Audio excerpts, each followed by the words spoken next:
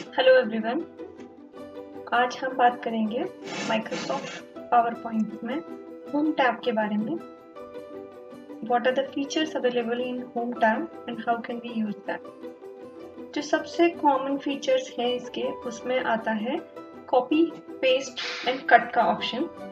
उस कॉपी, अगर हमने कहीं पर कुछ लिखा है अपनी स्लाइड में और अगर हम उस सेम कंटेंट को किसी और जगह पर भी लिखना चाहते हैं तो हम कॉपी या कट का ऑप्शन यूज करते हैं। अब इनमें एक स्लाइड डिफरेंस है, वो हम सीखते हैं। फर्स्ट स्लाइड जो अभी यहाँ पर मैटर लिखा हुआ है, हमने उसको सेलेक्ट किया। सेलेक्ट करते ही हमारे पास ये जो ऑप्शंस हैं वो अपीयर होते हैं। अगर हम कॉपी सेलेक्ट करते हैं तो हमारा पेस्ट वाला ऑप्शन जो हम यहाँ पर देख सकते हैं वो भी दिखाई देने लगा है। अब जिस भी लोकेशन पर मुझे उस कंटेंट को कॉपी करना है, हम उस कर्सर को, माउस कर्सर को वहां लेकर जाएंगे and then we will select paste. तो वही कंटेंट सेम इस जगह पर भी आ जाता है। अब जो कट वाला ऑप्शन है, अगर मैंने इस कट ने कंटेंट को सेलेक्ट किया और हम अगर कट ऑप्शन चूज करते हैं तो वो अपनी ओरिजिनल लोकेशन से मूव होकर जिस लोकेशन पर हमें पेस्ट करना है उस लोकेशन पर चला जाता है। यहाँ से हमने कट किया और अगर मुझे उसको यहाँ लेकर आना है तो ये अपनी ओरिजिनल लोकेशन से मूव होकर दूसरी सेकेंड लोकेशन पर आ जाता है, जबकि कॉपी में वो अपनी पहली जगह पर भी रहेगा, साथ ही साथ दूसरी जो इस भी लोकेशन पे हमने उसे पेस्ट किया है वो वहाँ पर भी हमें अवेलेबल होगा। फिर हमारा एक ऑप्शन होता है क्लिपबोर्ड वाले ग्रुप में ही, फॉर्मेट पेंटर का। अगर हमने इस टेक्स्ट में कोई फॉर्मेटिंग अप्लाई की है, सपोज हमने इसका कलर रेड कर दिया है, इसे बोल्ड किया है, इटैलिक किया है, अंडरलाइन किया है, तो हमने 4 तरह की फॉर्मेटिंग अप्लाई की है: colour change, bold, italic and underline. अगर हमारे पास जो दूसरा कंटेंट है जहाँ लिखा हुआ है, हम उस पर भी सेम फॉर्मेटिंग अप्लाई करना चाहते हैं तो हमें 2 ऑप्शन हैं। या तो हम फिर से चारों चीजें इसके ऊपर भी करें, या हम फर्स्ट वाले जो टेक्स्ट था उसकी फॉर्मेटिंग को फॉर्मेट पेंटर की मदद से कॉपी करें और फिर जो दूसरा टेक्स्ट है हमारा, उस पर हम वही फॉर्मेटिंग अप्लाई कर दें। तो इसमें हमारे समय की बचत होती है, हमें सेम एफर्ट को बार बार नहीं करना पड़ता। इसलिए हमें फॉर्मेट पेंटर की उन सभी जगहों पर हम मदद ले सकते हैं जहाँ पर हमें फॉर्मेटिंग को कॉपी करना हो। नेक्स्ट है हमारा, किसी भी पावर पॉइंट में हमेशा एक ही स्लाइड से काम नहीं चल सकता, हमें उसमें मल्टीपल स्लाइड्स ऐड करनी पड़ती हैं। तो वो किस ऑप्शन की मदद से होती हैं, वह है न्यू स्लाइड्स।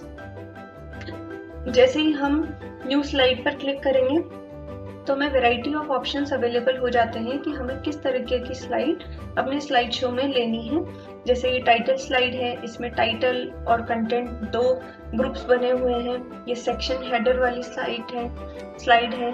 दूसरा, ये अगर हमें किसी चीज का कंपैरिजन करना है तो हम इस तरीके की स्लाइड को चूज कर सकते हैं। अगर मैंने ये चूज की तो अभी मेरे पास इस तरीका का फॉर्मेट आ जाएगा स्लाइड का, जिसमें ऊपर में कोई हेडिंग दे सकती हूँ, नीचे दोनों साइड हम कोई कंपैरिजन कर सकते हैं। फिर अगर हमें और भी स्लाइड ऐड करनी है तो सिमिलर ऑप्शन पर हमें जाना है, न्यू स्लाइड पर, और वहां से हमें स्लाइड्स ऐड करनी है। अगर हमें कोई स्लाइड्स जो हमारी सेलेक्टेड साइड्स हैं वैसी दोबारा चाहिए तो हम डुप्लीकेट सेलेक्टेड स्लाइड वाला ऑप्शन भी यूज कर सकते हैं। फिर है हमारा लेआउट। लेआउट में सपोज मैंने एक स्लाइड अपनी चूज की जो मैंने बाय मिस्टेक और अपनी ब्लैंक स्लाइड चूज कर ली, उसकी जो फॉर्मेटिंग है, जो उसका लेआउट है, तो लेआउट है वो हमारा ब्लैंक वाला है। लेकिन अगर मुझे इसे भी ये 2 कंपैरिजन वाला फॉर्मेट लेआउट चाहिए, या इस टाइप का लेआउट चाहिए, या पिक्चर विद कैप्शन वाला लेआउट चाहिए, तो मैं उस स्लाइड को सेलेक्ट करूंगी। फिर लेआउट पर जाएंगे, लेआउट पर जाने के बाद में जिस भी लेआउट की हमें ज़रूरत है, जो हम चाहते हैं उस लेआउट को सेलेक्ट कर लेंगे, तो हमें वो वाला लेआउट वहाँ पर अवेलेबल हो जाएगा।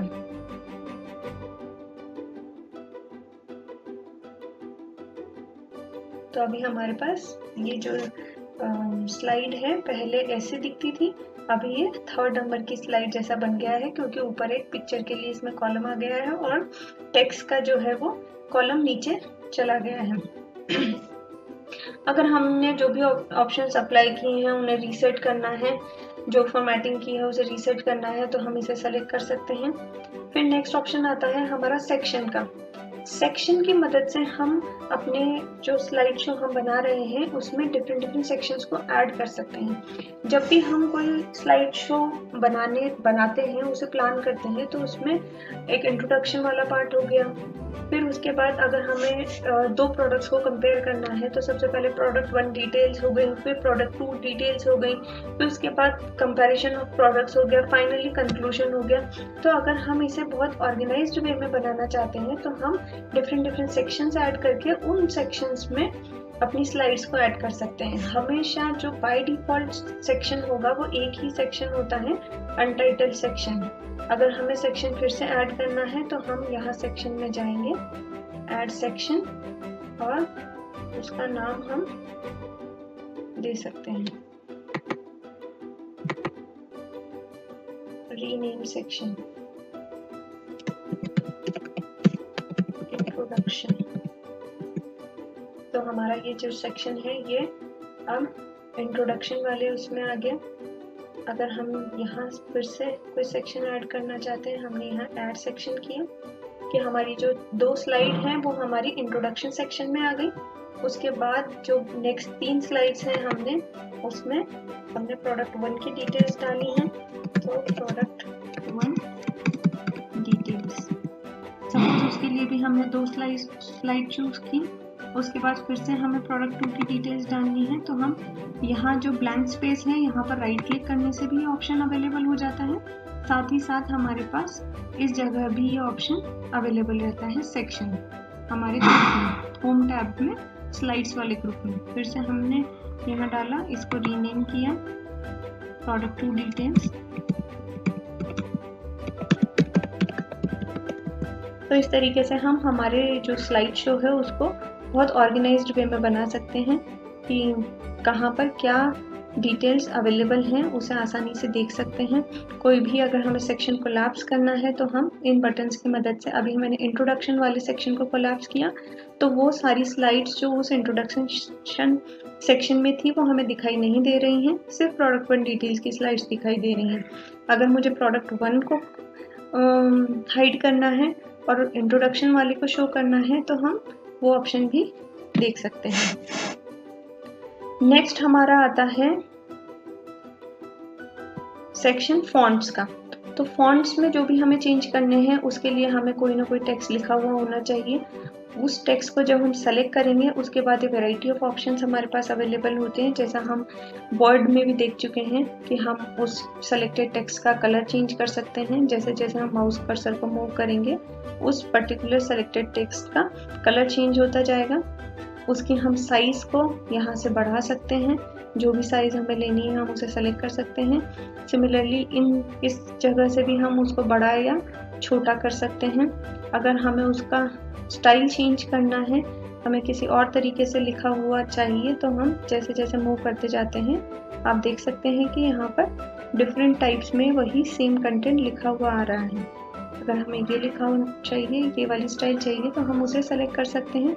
सिमिलरली बोल्ड, इटैलिक या अंडरलाइन, कट, अगर हमें उसमें कट थ्रू वाला अपना इफेक्ट चाहिए तो हम वो भी डाल सकते हैं। इसमें हमने जो लिखा है, अगर गलती से हम कोई चीज़ लिख देते हैं, सपोज हमें अपर केस में लिखनी थी और हमने लोअर केस में लिख दी, तो हम उस टेक्स्ट को सेलेक्ट करके उसे चेंज कर सकते हैं ताकि वो दोबारा से हमें सब कुछ लिखने की ज़रूरत नहीं पड़ेगी और वो चेंज हो जाएगा। नेक्स्ट ऑप्शंस हम अगले लेक्चर में देखेंगे। Thank you.